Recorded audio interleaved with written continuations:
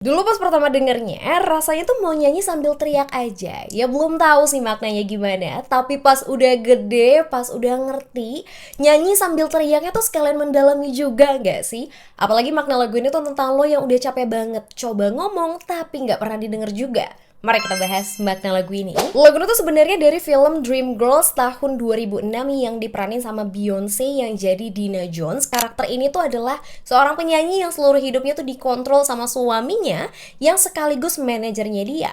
Dan lagu Listen ini tuh ibaratnya tuh titik muaknya dia lah tentang semua hal itu. Makanya dia tuh buka lagu ini dengan bilang kalau ada sesuatu dalam dirinya yang pengen dia luapkan. Dia tuh pakai metafora lagu dan suara buat ngejelasin tentang apa yang dia rasakan. Di bagian awal ini tuh dia bilang, dengerin lagu yang ada di hati gue ini. Sebuah melodi yang gue mulai tapi nggak bisa gue selesaikan. Dengarkanlah suara yang datang jauh dari dalam diri gue yang baru aja menemukan jalannya untuk keluar. Bagian awal ini tuh bukan cuman ngomongin lagu beneran, tapi lebih ke siapa dia sebenarnya. Seseorang yang nggak pernah didengar walaupun sebenarnya ya dia tuh kelihatan. Tapi yang kelihatan itu adalah versi yang udah dibentuk sama orang lain. Dia tuh sadar kalau udah tiba waktunya untuk dia tuh nunjukin siapa dia sebenarnya. Karena selama ini mimpinya tuh selalu diambil alih dan dibentuk sesuai keinginan orang lain. Walaupun di lirik ini tuh ironis ya, dia tuh nggak tahu harus kemana dan tempat yang harusnya jadi rumah justru paling bikin dia tuh nggak nyaman. Dia tuh udah coba ngomong berkali-kali tapi tetap aja nggak pernah tuh didengerin. Bagian ini tuh ya jadi titik baliknya dia.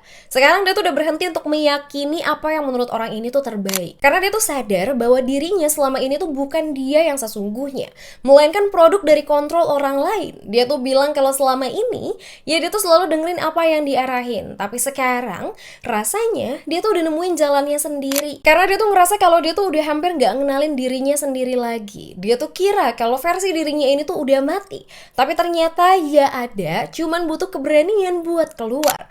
Walaupun dia tuh juga nggak tahu harus berada di mana, tapi dia yakin kalau harus terus melangkah maju.